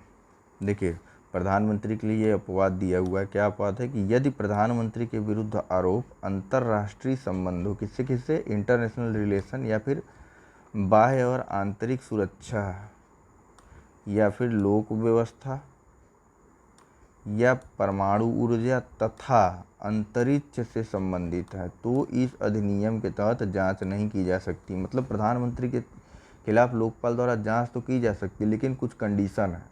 क्या कंडीशन है कि यदि अंतर्राष्ट्रीय संबंधों, बाह्य और आंतरिक सुरक्षा, या लोक व्यवस्था और या परमाणु ऊर्जा ये तथा अंतरिक्ष से संबंधित कोई वो है, विवाद है, तो इसके लिए लोकपाल जांच नहीं कर सकता है प्रधानमंत्री के विरुद्ध। ठीक है, अब देखते हैं क्या क्या अधिकार, कौन कौन वर्ड लोकपाल की अधिकारिता में आएगा। वर्तमान या भूतपूर्व प्रधानमंत्री, केंद्र सरकार के मंत्रियों और संसद सदस्यों के साथ साथ group A B C D की सेवाओं में कार्यरत केंद्र सरकार के अधिकारी। इसके अलावा किसी भी बोर्ड, निगम, सोसाइटी, ट्रस्ट या स्वायत्त निकाय जो कि संसद के अधिनियम द्वारा स्थापित हो अथवा केंद्र द्वारा पूर्णतः या आंशिक रूप से वित्त पोषित हो, उसके अध्यक्ष, सदस्य, अधिकारी और निदेशक भी, अथवा कोई भी सोसाइटी या न्यास या निकाय जो 10 लाख से अधिक का विदेशी अनुदान प्राप्त करती हो, यह भी लोकपाल के दायरे में आएगा, चाहे इसे गवर्नमेंट जो है फंडिंग दे रही हो या नहीं दे रही हो। ठीक है, प्रधानमंत्री के लिए अपवाद ये हम ऑलरेडी देख चुके हैं।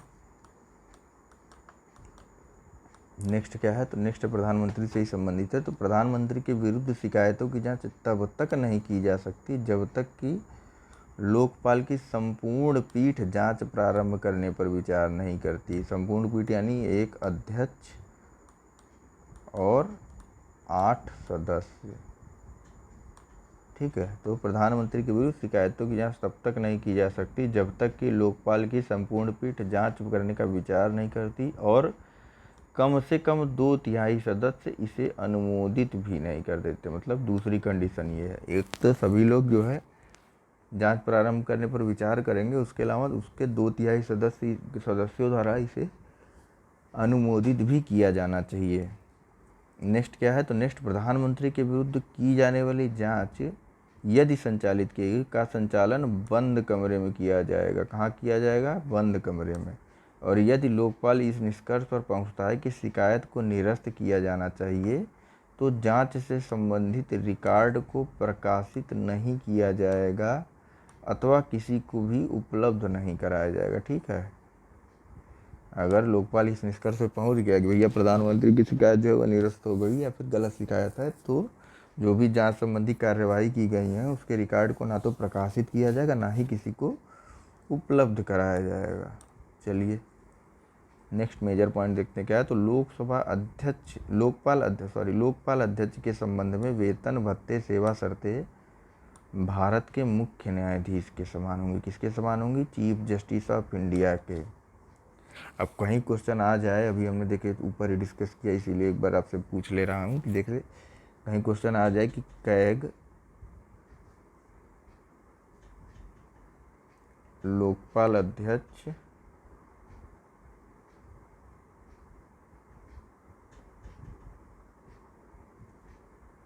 और CJI chief justice of India का वेतन,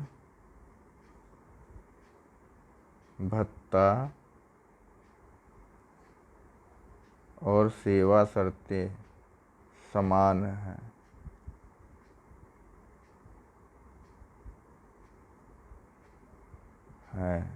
तो आप क्या कहेंगे? नहीं भैया, नहीं समान है। कैग का वेतन भत्ते सेवा शर्तें सुप्रीम कोर्ट के जज के समान है, न कि सुप्रीम कोर्ट के मुख्य न्यायाधीश के समान है। ठीक है, किसके समान है? ये समान है सुप्रीम कोर्ट के न्यायाधीश के समान, न कि चीफ जस्टिस ऑफ इंडिया के।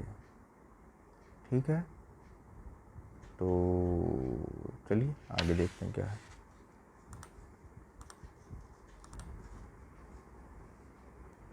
तो आगे क्या है कि लोकपाल के अध्यक्ष से संबंधित वेतन भत्ते सेवा शर्तें भारत के मुख्य न्यायाधीश के समान होंगी तथा अन्य सदस्य होती हुए सर्वोच्च न्यायालय के न्यायाधीश के समान होंगी। ठीक है, नेक्स्ट है जांच खंड और अभियोजन खंड। तो इस अधिनियम के तहत लोकपाल किसी शिकायत के प्राप्त होने पर प्रारंभिक जांच के लिए जांच खंड और लोक सेवकों के लिए अभियोजन के उद्देश्य से अभियोजन खंड का गठन करेगा। किसके लिए? लोक सेवकों के लिए अभियोजन खंड का गठन करेगा और प्रारंभिक जांच के लिए जांच खंड का गठन करेगा। ठीक है, नेक्स्ट है सीबीआई के संबंध में लोकपाल की शक्तियों के बारे में। तो देखिए, लोकपाल द्वारा संदर्भित मामलों के लिए इसे सीबीआई सहित किसी भी जांच एजेंसी पर अधीक्षण करने और उन्हें निर्देश देने की शक्ति प्राप्त होगी। क्या मतलब है इसका? तो अगर लोकपाल सीबीआई को कोई मामला देता है कि हाँ ऐसा करो, तुम इस चीज़ की जांच करो, ठीक है, तो इस संबंधित वस्तु की या संबंधित विषय की जांच हेतु लोकपाल इसका अधीक्षण कर सकता है। ठीक है,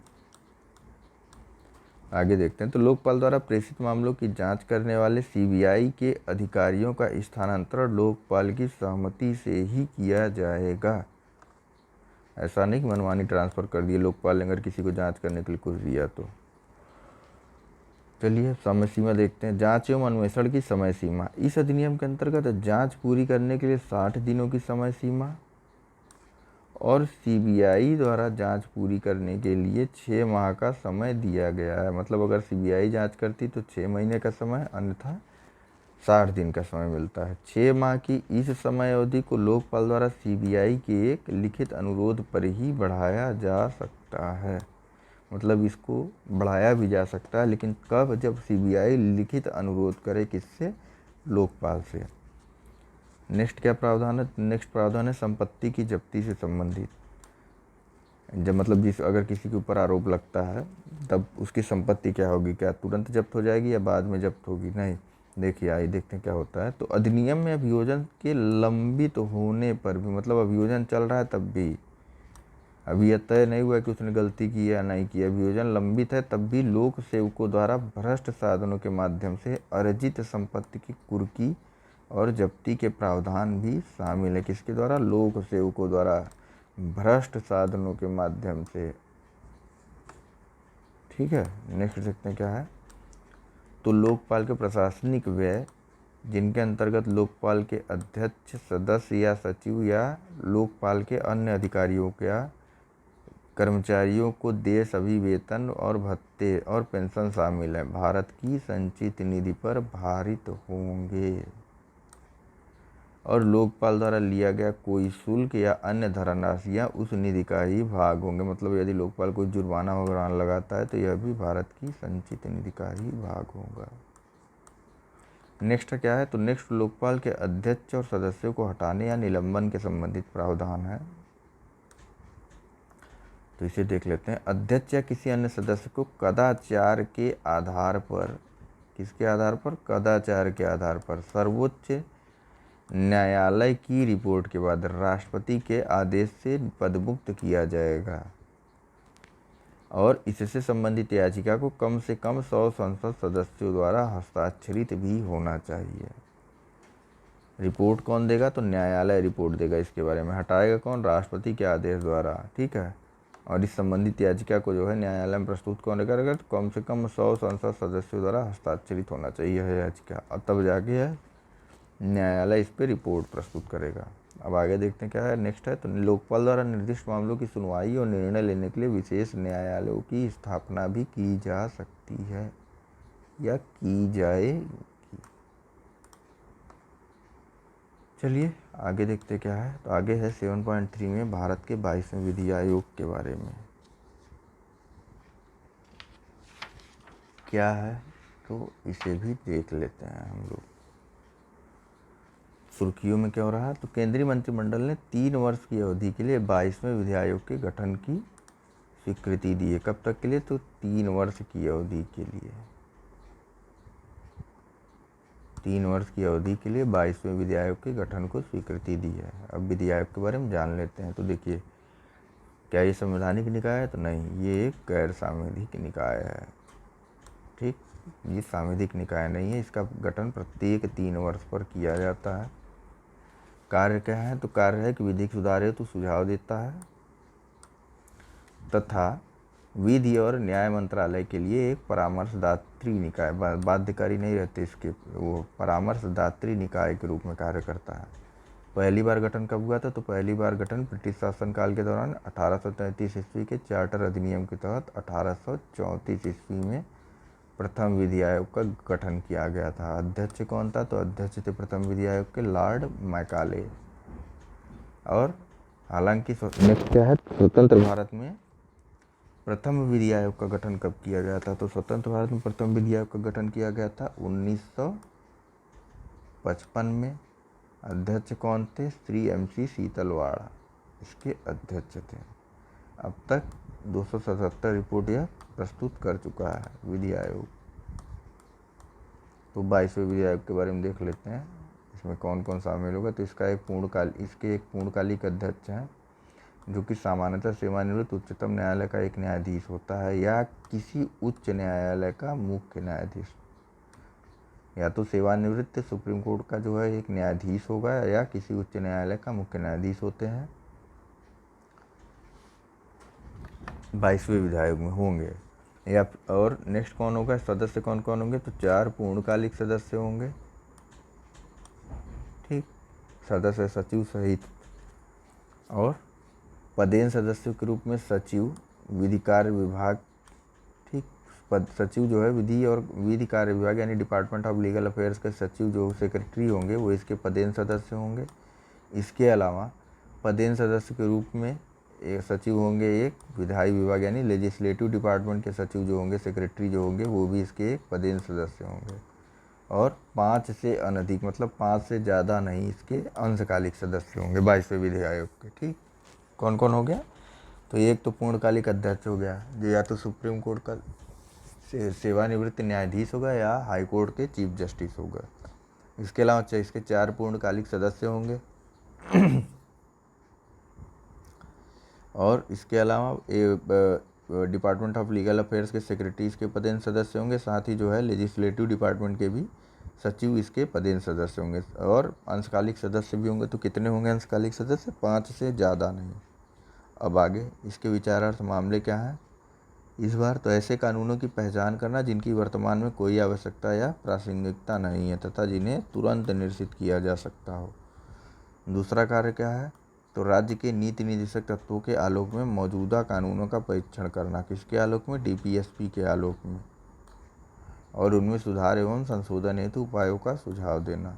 नेक्स्ट क्या है, नेक्स्ट है कि विधि और न्याय मंत्रालय के माध्यम से सरकार द्वारा इसे विशिष्टता संदर्भित विषयों एवं न्यायिक प्रशासन से संबंधित किसी भी विषय पर सरकार को अपनी अनुशंसा एवं सुझाव प्रस्तुत करना। ठीक है, आगे देखते हैं क्या है। आगे CVC के बारे में है, इसके बारे में सेंट्रल विजिलेंस कमिश्नर के बारे में। तो देखते हैं क्या है ये। देखिए, प्रधानमंत्री की अध्यक्षता वाली एक समिति द्वारा नए केंद्रीय आयुक्त यानी नए CVC का चयन किया गया है। किसके द्वारा, प्रधानमंत्री की अध्यक्षता वाली, यानी प्रधानमंत्री की अध्यक्षता वाली समिति CVC का चयन करती है। तो अब देख लेते हैं CVC के बारे में। तो केंद्रीय सतर्कता आयोग जो है केंद्र सरकार में भ्रष्टाचार निवारण हेतु स्थापित एक प्रमुख संस्था है। CVC किस लिए बनी है, तो CVC बनी भ्रष्टाचार के निवारण के लिए। तो नेक्स्ट टॉपिक हमारा है, नेक्स्ट टॉपिक CVC वाला है। देखिए, वर्ष 1964 में भ्रष्टाचार निवारण हेतु गठित मतलब सीवीसी गठन किस आधार पर किया गया था, तो 1964 में गठित भ्रष्टाचार निवारण के लिए गठित संथानम समिति की सिफारिश पर केंद्र सरकार द्वारा पारित एक कार्यकारी प्रस्ताव के अंतर्गत सीवीसी की स्थापना की गई थी। एक सेकेंड, फिर से देखिए, तो 1964 में भ्रष्टाचार निवारण के लिए गठित संथानम समिति की सिफारिश पर केंद्र सरकार द्वारा पारित एक कार्यकारी प्रस्ताव पर, न कि किसी अधिनियम के, कार्यकारी प्रस्ताव पर सीवीसी की स्थापना की गई थी। ठीक है, लेकिन वर्ष 2003 में इसे सांविधिक दर्जा यानी कि इसके लिए एक अधिनियम बाकायदा बना करके इसे पारित कर दिया गया, बना दिया गया, इसे एक सांविधिक दर्जा दे दिया गया। ठीक है, अब देखते हैं सीवीसी के बारे में। तो सीवीसी एक बहुसदस्यीय निकाय है जिसमें एक केंद्रीय सतर्कता आयुक्त होता है तथा 2 से अनधिक सतर्कता आयुक्त होते हैं। मतलब एक तो केंद्रीय सतर्कता आयुक्त होता है, ठीक है, और 2 इसके और, यानी 1+2, 2 से अनधिक की बात की गई, आवश्यक नहीं हमेशा 2, कभी 1 भी हो सकते हैं। तो 2 से अनधिक की बात की गई तो 1+2 अधिक मेंबर कितने हो सकते हैं इसके, कुल 3। ठीक है, इनकी नियुक्ति कौन करता है, तो इनकी नियुक्ति भैया राष्ट्रपति करते हैं।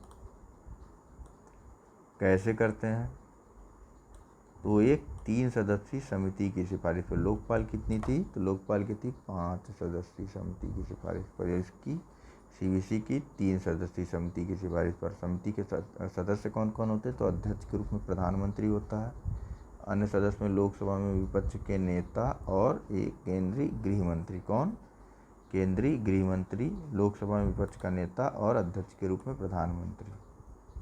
कार्यकाल देख लें, तो कार्यकाल कितने दिन का होता है, इसका कार्यकाल 4 वर्ष अथवा 65 वर्ष की आयु तक, जो भी पहले हो। और अब नेक्स्ट क्या है, तो अपने कार्यकाल के पश्चात वे केंद्र अथवा राज्य सरकार के किसी भी पद को धारण करने के लिए पात्र नहीं होते। ऐसा हमने अभी कुछ देर पहले एक और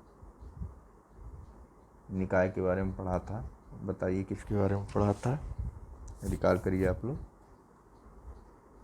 नेक्स्ट देखते हैं तब तक हम लोग कि राष्ट्रपति कुछ विशेष परिस्थितियों में सीवीसी को उसके पद से हटा सकता है। अब इनका वेतन भत्ते के बारे में बात हो रही, तो इनके वेतन भत्ते एवं सेवा शर्तें संघ लोक सेवा आयोग के सदस्यों के समान होती, किसके, संघ लोक सेवा आयोग के सदस्यों के समान होती है, जिनमें सेवा के दौरान किसी प्रकार का अलाभकारी परिवर्तन नहीं किया जा सकता है। नेक्स्ट देखते हैं हम नेशनल क्राइम रिकॉर्ड ब्यूरो के बारे में, यानी NCRB, ये दिया है NCRB। ठीक है, तो राष्ट्रीय अपराध रिकॉर्ड ब्यूरो द्वारा वर्ष 2017 के लिए चर्चा में किस लिए, ये देख लीजिए। तो इसके द्वारा NCRB द्वारा 2017 के लिए अपराध का डेटा जारी किया गया है। तो चलिए देखते हैं कितना अपराध हुआ है। पहले तो NCRB के बारे में जान लेते हैं। NCRB की स्थापना कब हुई थी, तो इसकी स्थापना हुई थी 1986 में। किस लिए हुई थी, अपराध और अपराधियों से संबंधित सूचनाओं के संग्राहक के रूप में, यानी कि रिपोजिटरी के रूप में, संग्राहक के रूप में हुई थी इसकी स्थापना। किसकी, NCRB की। कब हुई थी, 1986 में हुई थी। ठीक है, और यह राष्ट्रीय पुलिस आयोग 1977 से 81 और गृह मंत्रालय की टास्क फोर्स 1985 की अनुशंसाओं के आधार पर स्थापित किया गया था। इसकी स्थापना गृह मंत्रालय के एक संलग्न कार्यालय के रूप में की गई थी। नेक्स्ट पॉइंट क्या है, तो यह विदेशी अपराधियों के फिंगरप्रिंट, विदेशी अपराधियों के फिंगरप्रिंट रिकॉर्ड सहित दोष सिद्ध व्यक्तियों के फिंगरप्रिंट रिकॉर्ड के राष्ट्रीय संग्राहक के रूप में कार्य करता है। यह भारत के कारागार संबंधी आंकड़े भी जारी करता है। अब रिपोर्ट के बारे में देख लेते हैं, जो रिपोर्ट आई है 2017 के बारे में। तो क्या रिपोर्ट आई है, तो 2016-17 के दौरान महिलाओं के विरुद्ध अपराधों में वृद्धि हुई है, जिसमें उत्तर प्रदेश सर्वोच्च स्थान पर रहा है। कब, 2016-17 में। नेक्स्ट क्या है, तो 2016 की तुलना में 2017 में साइबर अपराध में 77% की वृद्धि दर्ज हुई है। नेक्स्ट क्या है, तो 2015 से 2017 के मध्य कारागारों की संख्या में कमी आई है, और नेक्स्ट क्या है, तो जेलों में क्षमता से अधिक कैदियों की समस्या, ये भी है। और उत्तर प्रदेश के कारागार में क्षमता से अधिक कैदियों की समस्या सर्वाधिक है, मतलब उत्तर प्रदेश सबसे ज़्यादा है कैदी। अगर कारागार की क्षमता 100 है तो उत्तर प्रदेश में वहाँ पे 150 कैदी हैं। एग्जाम्पल दे रहे हैं क्योंकि वास्तविकता में इससे भी ज़्यादा है। नेक्स्ट है कि अगर नेक्स्ट है क्या है, वर्ष 2015 से 17 के दौरान विचारणीय कैदियों की संख्या में वृद्धि, मतलब जिनके मामलों पर भी विचार हो रहा है उन कैदियों की संख्या ज़्यादा बढ़ी है।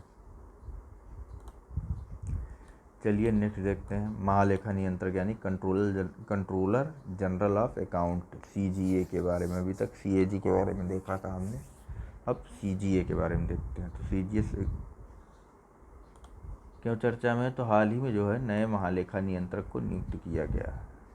ठीक है, अब CGA संबंधित तथ्य देख लेते हैं। तो CGA वित्त मंत्रालय के, देखिए वो स्वतंत्र था, CAG जो है स्वतंत्र था, लेकिन यह जो है CGA जो है वित्त मंत्रालय के व्यय विभाग के अंतर्गत कार्य करता है और यह केंद्र सरकार के प्रधान लेखा सलाहकार के रूप में कार्य करता है। ठीक है, अब नेक्स्ट क्या है, तो यह संवैधानिक निकाय नहीं है, सबसे ज़रूरी चीज़, लेकिन कैग संवैधानिक निकाय है यह, लेकिन CGA संवैधानिक निकाय, CAG तो संवैधानिक निकाय है लेकिन CGA संवैधानिक निकाय नहीं है। अब देखते हैं, तो यह अपने अधिदेश और शक्तियों का प्रयोग अनुच्छेद 150 के तहत राष्ट्रपति द्वारा प्राप्त निर्देशों के आधार पर करता है। तो अब अनुच्छेद 150 देख लेते हैं। तो अनुच्छेद 150 में वर्णित किया गया है कि संघ और राज्यों के लेखाओं को ऐसे प्रारूप में रखा जाएगा जो राष्ट्रपति भारत के नियंत्रक महालेखा परीक्षक की सलाह पर विहित करे। नेक्स्ट क्या है, तो भारत सरकार कार्य संचालन नियम 1961 के तहत CGA के कर्तव्यों और उत्तरदायित्व को निर्धारित किया गया। किसके तहत, तो भारत सरकार कार्य संचालन नियम 1961 के तहत, जिसमें निम्नलिखित शामिल, इसके क्या क्या कर्तव्य और उत्तरदायित्व होंगे तो देख लेते हैं। पहला तो होगा कि यह केंद्रीय मंत्रालयों में भुगतान, प्राप्तियों और लेखांकन की प्रक्रिया का प्रबंधन करता है। दूसरा होगा केंद्र सरकार के मासिक और वार्षिक लेखों को तैयार, समेकित और प्रस्तुत करता है। तीसरा है कि यह लेखांकन में अपेक्षित तकनीकी मानकों के रखरखाव के लिए उत्तरदायी है। चौथा है यह लोक लेखा समिति और नियंत्रक लेखा परीक्षक की रिपोर्ट में निहित समन्वय और सिफारिश पर की गई सुधारात्मक कार्यवाही संबंधी प्रगति की निगरानी के लिए भी उत्तरदायी है। CGA होता कौन है, तो CGA समूह A भारतीय लोक लेखा सेवा और समूह B केंद्रीय लोक लेखा कार्यालयों सॉरी, देखिए CGA का एक और कर्तव्य क्या है, तो CGA जो है ग्रुप A के यानी कि भारतीय लोक लेखा सेवा के और समूह B यानी केंद्रीय लोक लेखा कार्यालयों के अधिकारियों के कैडर का प्रबंधन भी करता है। नेक्स्ट देख लेते हैं भारतीय प्रतिस्पर्धा आयोग के बारे में। ठीक है, यानी कि CCI, competition commission of India. ठीक है, ये हमारा आज का लास्ट टॉपिक होगा। तो चलिए देखते हैं, 2019 में भारतीय प्रतिस्पर्धा आयोग की स्थापना के 10 वर्ष पूर्ण हो चुके हैं। कितने, 10 वर्ष पूर्ण हो चुके हैं, इसीलिए यह चर्चा में। तो चलो भैया देखते हैं भारतीय प्रतिस्पर्धा आयोग के बारे में। है क्या ये, तो यह एक सांविधिक निकाय है, सबसे बड़ी चीज़। CCI एक सांविधिक निकाय है, संवैधानिक नहीं। तो स्थापित कब किया गया था, अधिनियम भी होगा इसके पीछे एक, तो प्रतिस्पर्धा अधिनियम 2002 के तहत इसे स्थापित किया गया था। अब आयोग के उद्देश्य देख लेते हैं क्या क्या है। पहला तो है प्रतिस्पर्धा पर प्रतिकूल प्रभाव डालने वाली प्रथाओं को रोकना। दूसरा, बाजारों में प्रतिस्पर्धा को बढ़ावा देना और इसे बनाए रखना। तीसरा, उपभोक्ताओं के हितों की रक्षा करना। और चौथा है भारतीय बाजारों में अन्य प्रतिभागियों द्वारा किए जाने वाले व्यापार की स्वतंत्रता को सुनिश्चित करना।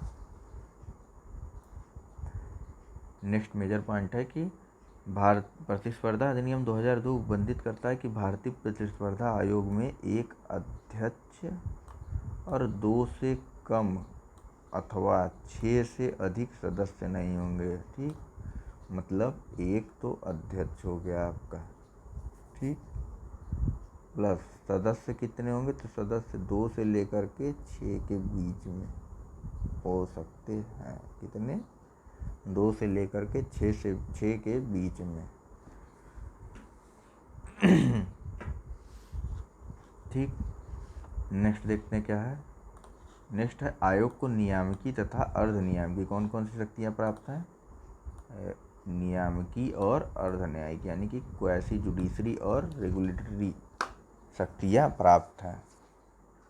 ठीक है, इसे प्रतिस्पर्धा विरोधी समझौते यानी कि एंटी कम्पिटिटिव एग्रीमेंट के संबंध में जांच करने के लिए स्वतः संज्ञान सुमोटो की भी शक्ति प्राप्त की गई है, शक्ति प्रदान की गई है। नेक्स्ट क्या है, आयोग प्रतिस्पर्धा नीतियों से संबंधित मामलों में केंद्र सरकार को अपनी राय देता है, लेकिन ऐसी राय केंद्र सरकार के लिए बाध्यकारी नहीं है। मतलब यह प्रतिस्पर्धा पर नीतियाँ बनाने के लिए केंद्र सरकार को सलाह भी देता है। वो बात अलग है कि सरकार पर यह बाध्यकारी नहीं होती हैं। ठीक है, तो मित्रों इस लेक्चर में फ़िलहाल इतना ही है। नेक्स्ट हम अपने अगले लेक्चर में डिस्कस करेंगे भारत शासन के महत्वपूर्ण पहलू। अब पॉलिटी सेक्शन में ज़्यादा चैप्टर बचे नहीं हैं हमारे पास। इसके बाद हम लोग आर्ट एंड कल्चर को डिस्कस करेंगे। मेरे ख्याल से परसों तक ये ख़त्म हो जाएगा, मतलब कि और 2 लेक्चर इसके और हैं बस। बाकी फिर PT 365 का हमारा पॉलिटी का सेक्शन ख़त्म हो जाएगा। ठीक है, इसके बाद हम लोग आर्ट एंड कल्चर डिस्कस करेंगे।